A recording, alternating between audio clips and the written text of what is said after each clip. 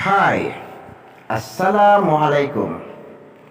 Bertemu lagi kita di dalam kisah-kisah seram yang akan aku kisahkan kepada anda daripada Emadin ataupun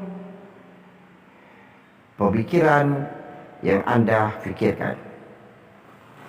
Sebelum aku meneruskan kisah seram ini, aku mengharapkan kepada anda supaya subscribe, share, like dan juga komen tentang cerita seram yang akan aku kisahkan kepada anda sebentar nanti. Yang mana yang baik daripada kisah seram ini, anda jadikan ia sebagai tauladan. Yang mana yang buruk, anda buanglah jauh-jauh.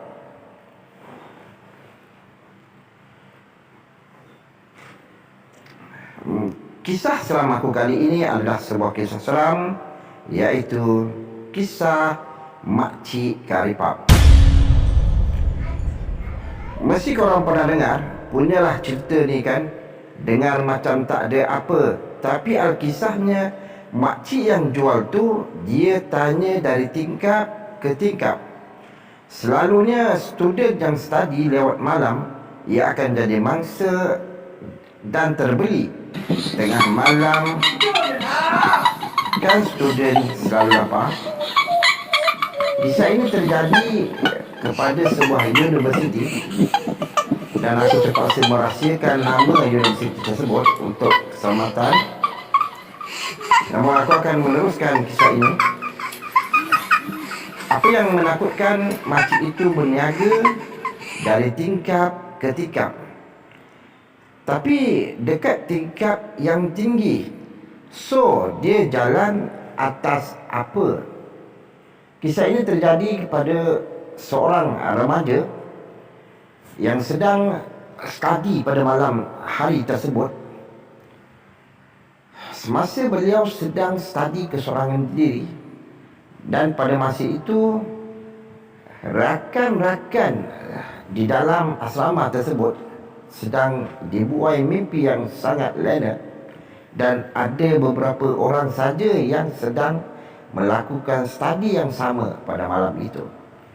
Tiba-tiba lebih kurang dalam pukul 2 pagi macam tu, beliau ni terdengar bunyi seseorang yang sedang bertanyakan. Dia tanya,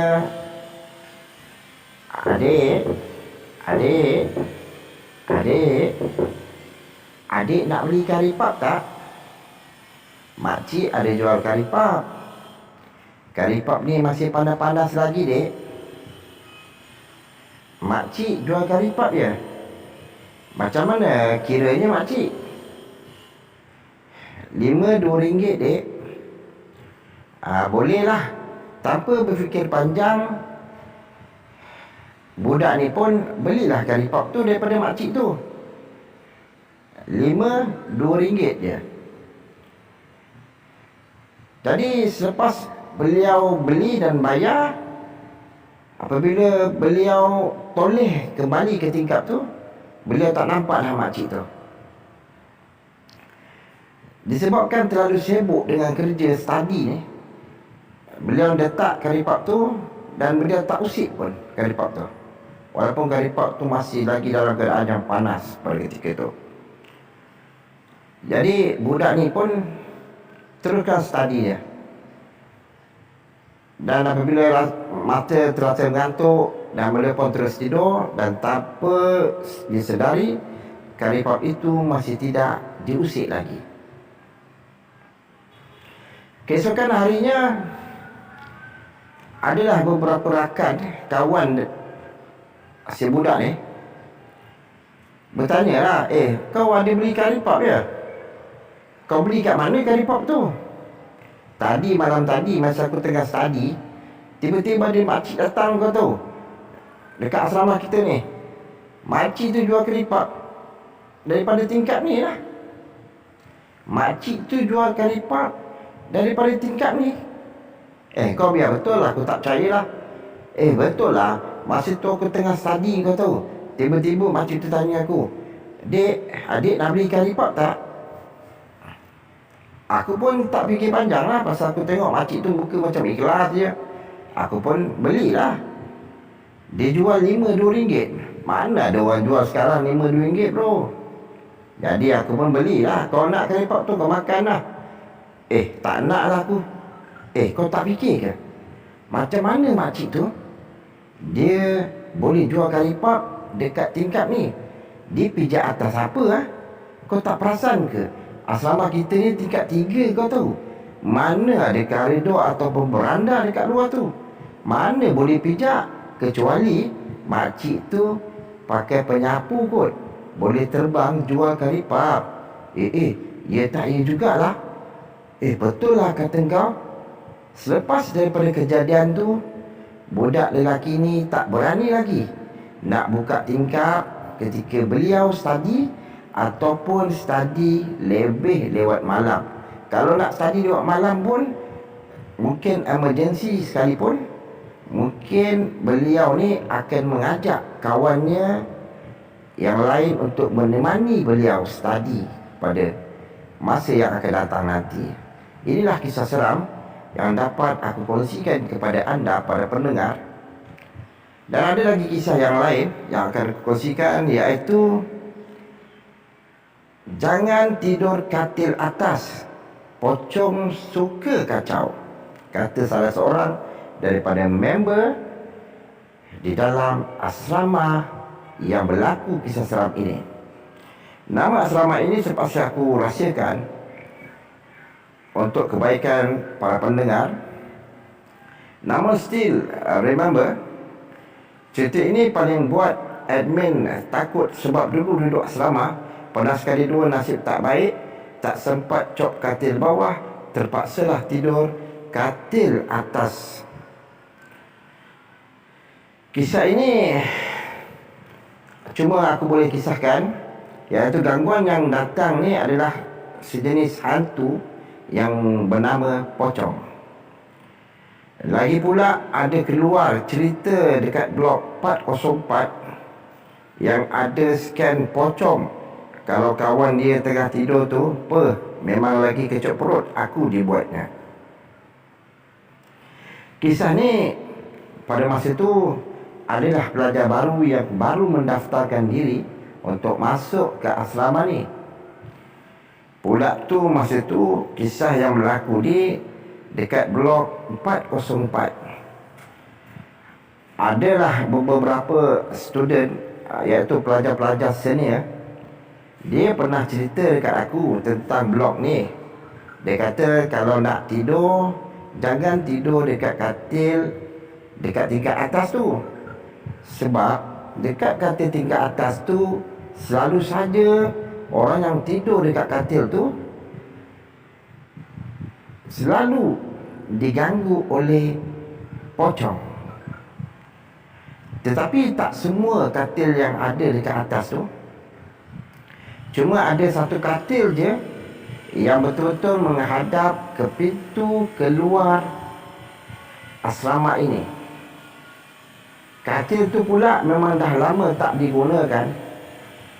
Nasib malang kepada seorang pelajar apabila beliau mendaftar masuk, dan pada masa tu bilik asrama yang lain dah penuh. Yang ada cuma asrama di blok 404 ni je. Nak tak nak, beliau terpaksalah gunakan katil yang dekat atas tu. Pada hari pertama beliau berada di asrama ni, pada malam hari tu beliau terasa sukar untuk memejamkan mata. Pada mulanya beliau terdengar juga ada satu suara bertanya, "Tak tidur lagi ke? Tak tidur lagi ke bang? Buat apa tu? Tunggu ya, aku datang." Pelajar ni pun bersuara lah, jangan kacau aku lah. Mentang-mentang lah aku budak baru kat sini, korang semua boleh nak ragging aku ke ha? Nanti aku bagi tahu Dekat warden nanti baru kau orang tahu. Tetapi tak ada satu suara pun yang menyaut percakapan budak ni. Dan akhirnya budak ni pun ngintai lah tengok. Apabila dia ngintai, dia tengok, rupa-rupanya kawan ni yang lain semua dah tidur. Ada yang berdekur dan bermacam-macam ragam kawan-kawan dia masih tidur. Dan tiba-tiba budak ni perasan dekat celah siling bilik asrama tu, dia nampak ada sekujur tubuh yang semacam pocong yang sedang memandang dia di atas katil tu. Apa lagi, budak ni loncat daripada katil, terus pergi ke katil kawan dia yang tingkat bawah tu, tidur dekat situ sampailah pagi esoknya. Inilah kisah seram yang dapat aku kongsikan. Walaupun kisah ni tak berapa nak seram, namun aku berusaha juga untuk menceritakan sebuah kisah seram kepada anda para pendengar. Dan ada lagi kisah seram yang akan aku kongsikan, iaitu kisah yang ketiga. Kalau cerita ni pula confirm buat korang takut nak ke tandas asrama malam-malam.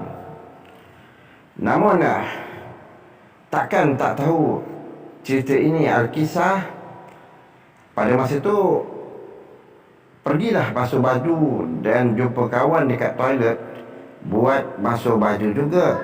Konon-konon dia happy sebab ada teman tengah-tengah malam buta tu. Cerita ini pada masa tu seorang kawan nak basuh baju. Dari malam tu dia kejutlah salah seorang kawan dia dan nak ajaklah untuk pergi basuh baju. Nak kawan ni pun okey lah, setuju lah. Dia kata okey lah Kang, lepas tadi Kang kita pergilah basuh baju. Okey lah. Tapi bila sampai time dia nak basuh baju tu, tapi bila dia pergi tengok kawan dia nampak kawan dia sedang tidur.